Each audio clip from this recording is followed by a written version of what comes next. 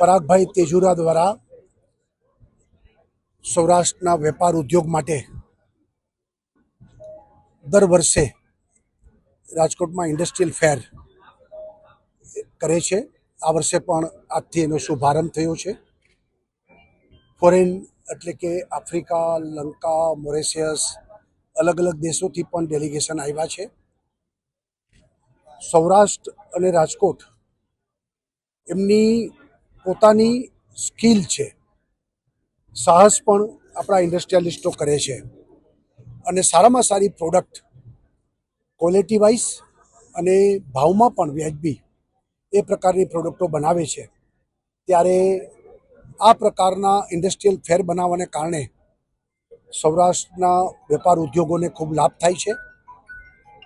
અહીંથી ખૂબ એક્સપોર્ટ થાય છે. દેશને પણ વિદેશી હુંડિયામણ, ફોરેન એક્સચેન્જ પણ મળે છે અને આપણી પ્રોડક્ટ દુનિયામાં આગળ વધે છે.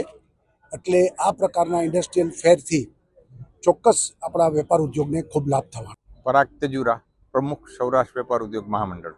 સૌરાષ્ટ્ર વેપાર ઉદ્યોગ મહામંડળ આયોજિત 11મો આંતરરાષ્ટ્રીય વેપાર મેળો આજે શરૂ થઈ રહ્યો છે. હમણાં માનનીય શ્રી વિજયભાઈ રૂપાણી અને સ્વામી શ્રી પરમાત્માનંદ સરસ્વતીજી મહારાજ ઉદ્ઘાટન કરવાના છે. મુખ્ય ધ્યેય અમારો જે છે કે વિશ્વના દેશોને રાજકોટના આંગણે લઈ આવવા, અને એ જે શૃંખલા અમે શરૂ કરી છે, જેમાં અત્યાર સુધીમાં લગભગ 60 દેશમાંથી 1500 લોકોને આપણે રાજકોટ લઈ આવ્યા છીએ. આજે પણ ઘણા બધા દેશોમાંથી લગભગ 100 જેટલા લોકો અહીં પહોંચી રહ્યા છે. 60 કરતાં વધારે લોકો આવી ગયા છે અને બીજા આવી રહ્યા છે.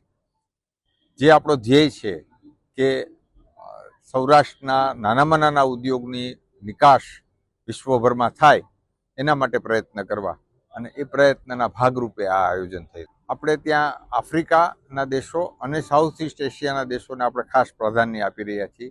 અને જેમાં આ વખતે જે મુખ્ય ડેલિગેશન છે એ શ્રીલંકા અને ઝિમ્બાબ્વેનું ડેલિગેશન છે. શ્રીલંકાની બિલ્ડર લોબી આખી અહીંયા એનું એસોસિએશન છે, એના પ્રમુખ સહિતની 15 જણાની ટીમ આવી છે. એ જ રીતે ઝિમ્બાબ્વેથી પણ બહુ મોટી ટીમ આવી છે. એટલે ખાસ કરીને એગ્રીકલ્ચરને લગતી પ્રોડક્ટનું વેચાણ બહુ મોટા પાયે થઈ રહ્યું છે. શ્રીલંકાની જે રિક્વાયરમેન્ટ છે એ લોકો બિલ્ડિંગ મટીરિયલ અને મશીનરી અને એના લગતી બધી વસ્તુઓ માટે સક્રિય, તમામ પ્રકારની બિલ્ડિંગ ઉદ્યોગમાં વપરાતી તમામ ચીજની એ લોકો રિક્વાયરમેન્ટ લઈને આવ્યા છે.